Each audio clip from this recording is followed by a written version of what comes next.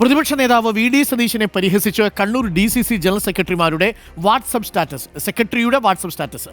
നേതാവെ, അടുത്ത വിഷയം എന്തെന്ന് ചോദ്യം. ഒരു നിശ്ചയവുമില്ല, മനോരമയിൽ ഒന്നും വന്നില്ലെന്നും പരിഹാസ പോസ്റ്ററിൽ പറയുന്നു. ഇന്നലെ രാത്രിയാണ് ജയകൃഷ്ണൻ വാട്സപ്പ് സ്റ്റാറ്റസ് ഇട്ടത്. മനോരമ നോക്കിയാണ് വി ഡി സതീശൻ വിഷയം നിശ്ചയിക്കുന്നതെന്ന ആക്ഷേപം ഉൾക്കൊള്ളുന്നതാണ് പോസ്റ്റർ. അർജുൻ കല്യാട് ചേരുന്നു. Arjun Kalyad, good morning Arjun Kalyad. ഐക്യകാഹളം വന്നതിന് ശേഷം നേതാക്കന്മാരുടെയിൽ ഒരു ഒത്തൊരുമയൊക്കെ വന്നപ്പോഴാണോ DCC തലത്തിലൊരു വിയോജിപ്പിൻ്റെ ശബ്ദം?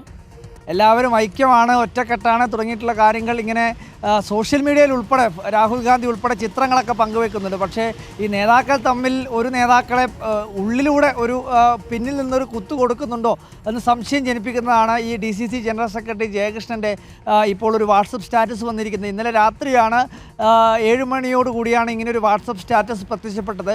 ഇപ്പോഴും ആ വാട്സപ്പ് സ്റ്റാറ്റസ് അങ്ങനെ തന്നെ നിൽക്കുകയാണ്.